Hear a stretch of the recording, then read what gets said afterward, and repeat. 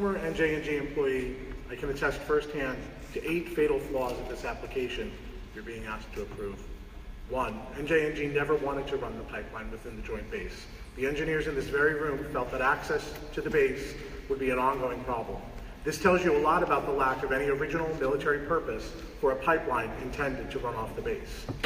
2, for more than a year, NJNG urgently pestered military officials by email to come up with any military purpose for the pipeline.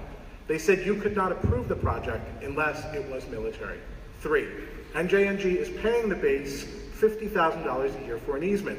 This arrangement tells you there's no genuine military purpose or partnership with the pipeline. 4, the joint base's own forecasts say existing natural gas supply to the base is sufficient. Further, PSE&G supplies natural gas to 2/3 of the base and will never draw 1 ounce of gas from this pipeline. 5, NJNG has done exactly what Commissioner Ashman warned the CMP was originally intended to prevent.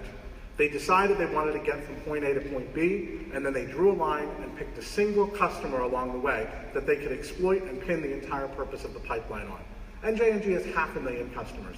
This pipeline has no more of a military purpose than calling it a pipeline for a single end user who makes saltwater taffy on the boardwalk. 6, the pipeline has no tie-in to the joint base now or planned for the future. The pipeline will not directly deliver any dedicated gas to the base itself. 7, the only evidence NJNG can point to is a vaguely worded letter of general support from the 2 previous base commanders to 2 members of the general public. What you won't see, if you look carefully, is no specifically stated military purpose. You won't see any study, any plan, any identified need, or most importantly, not a single word from the current base commander. 8, most damningly, the highest levels of NJNG knew it could not sign an application to you seeking a military designation for which it was not entitled. In fact, its general counsel and now chief operating officer in May of 2014 advised its board of directors that it could not claim a military designation for the project by simply moving the project onto the base and thereby evading compliance with the CMP. The 8 fatal flaws of this application beg you to restore the CMP's all-important protections of the Pinelands.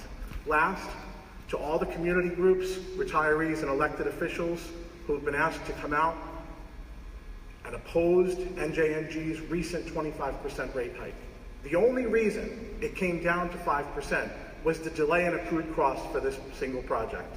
So what you're shamefully not being told is the dramatic double-digit impact that this project will have on each of your bills and your clients, preventing you from accurately representing their interests. Thank you. Thank you.